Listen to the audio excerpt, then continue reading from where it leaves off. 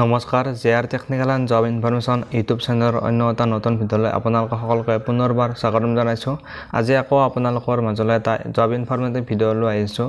যদি আপোনালোকে ফ্ৰেণ্ডছ ডিফেন্সত চাকৰি কৰিম বুলি ভাবি আছে তেনেহ'লে আপোনালোকৰ কাৰণে আহিছে এটা ভাল খবৰ, কিয়নো ভাৰতীয় যিটো ইণ্ডিয়ান এয়াৰফ'ৰ্চ আছে এই এয়াৰফ'ৰ্চত নতুনকৈ ভালেখিনি ভেকেঞ্চি মুকলি কৰা হৈছে আৰু এই ভেকেঞ্চিখিনিৰ এপ্লাই কেতিয়াৰ পৰা ষ্টাৰ্ট হ'ব আৰু ইয়াৰ লাষ্ট ডেট কিমান আৰু ইয়াত এপ্লাই কৰিব বিচাৰিলে আপোনালোকে ইয়াৰ এডুকেশ্যন কোৱালিফিকেশ্যন কিমান লাগিব, বয়স কিমান হ'ব লাগিব, আজিৰ এই ভিডিঅ'টোত আপোনালোকক সবিশেষ ডিটেইলছত জনাম। আপোনালোকে ভিডিঅ'টো শেষলৈ চাই থাকিব। যদি এতিয়ালৈকে আমাৰ চেনেলত ছাবস্ক্ৰাইব কৰা নাই তেনেহ'লে আপোনালোকে চেনেলটো ছাবস্ক্ৰাইব কৰি দিব, যাতে এনেকুৱা ধৰণৰ জব ইনফৰমেশ্যন ভিডিঅ' আপলোড কৰাৰ লগে লগে নটিফিকেশ্যনবিলাক আপোনালোকে লগ পাই যায়।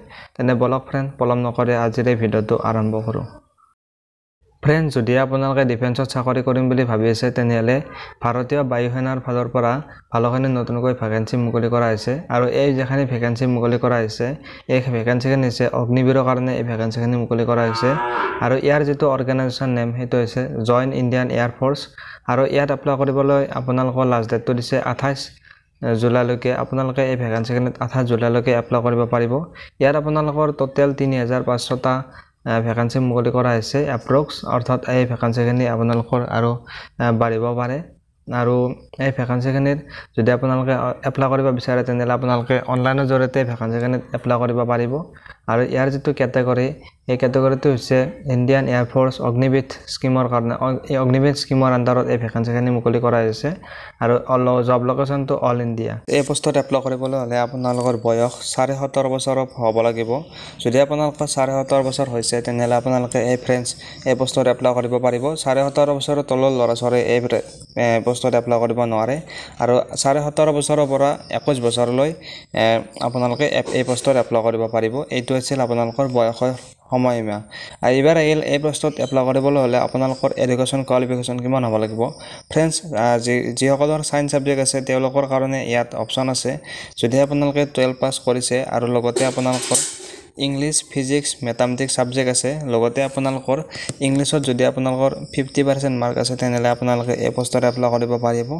অথবা যদি আপোনালোকৰ এইটো নাই তেনেহ'লে আপোনালোকে যদি 3 বছৰ ডিপ্ল'মা কৰ্চ কৰি থৈছে ইঞ্জিনিয়াৰিঙৰ যিকোনো এটা কৰ্চৰ পৰা, মেকানিকেল হওক, আপোনালোকৰ ইলেক্ট্ৰিকেল হওক, ইলেক্ট্ৰনিক্স, অটোমোবাইল, কম্পিউটাৰ চাইন্স, ইনষ্ট্ৰুমেণ্টেশ্যন আৰু টেকন'লজি, ইনফৰমেশ্যন টেকন'লজি, যিকোনো এটাৰ পৰা যদি আপোনালোকে ইঞ্জিনিয়াৰিং ডিপ্ল'মা কৰি থৈছে 3 বছৰৰ তেনেহ'লে আপোনালোকে এই পোষ্টত এপ্লাই কৰিব পাৰিব। লগতে আপোনালোকৰ 50% থাকিব লাগিব আৰু ইয়াতো কৈছে যে আপোনালোকৰ যদি ইংলিছ ছাবজেক্টত আপোনালোকৰ 50% মাৰ্ক থাকিব লাগিব। ধৰি লওক যদি আপোনালোকৰ এইটো কোৱালিফিকেশ্যনো নাই তেনেহ'লে আপোনালোকৰ ইয়াত আৰু এটা কোৱালিফিকেশ্যন দিছে যে 2 ইয়াৰ ভকেশ্যনেল কৰ্চ কৰে যদি আপোনালোকে কৰি থৈছে আৰু লগতে যদি আপোনালোকৰ ইংলিছত 50% মাৰ্ক আছে তেনেহ'লে আপোনালোকে এই পোষ্টত এপ্লাই কৰিব পাৰিব।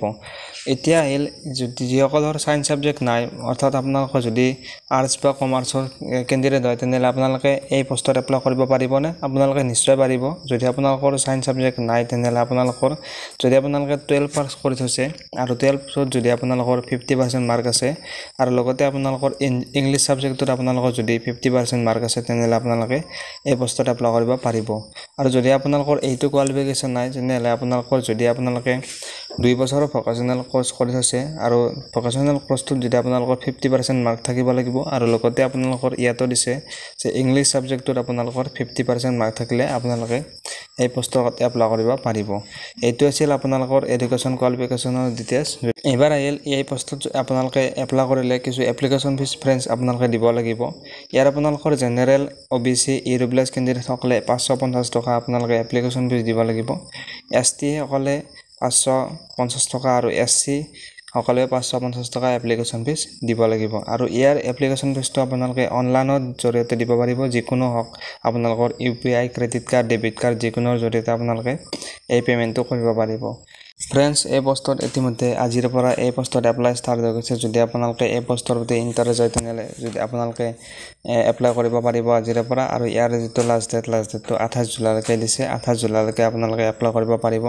যদি আপোনালোকৰ ফ্ৰেণ্ডছ কোৱালিফিকেশ্যন মিলে, যদি আপোনালোকে এই পোষ্টৰ প্ৰতি ইণ্টাৰেষ্ট হয় তেনেহ'লে আপোনালোকে এপ্লাই কৰিব পাৰিব আৰু আপোনালোকে চাই থাকিব JR technical and job information YouTube channel. ধন্যবাদ।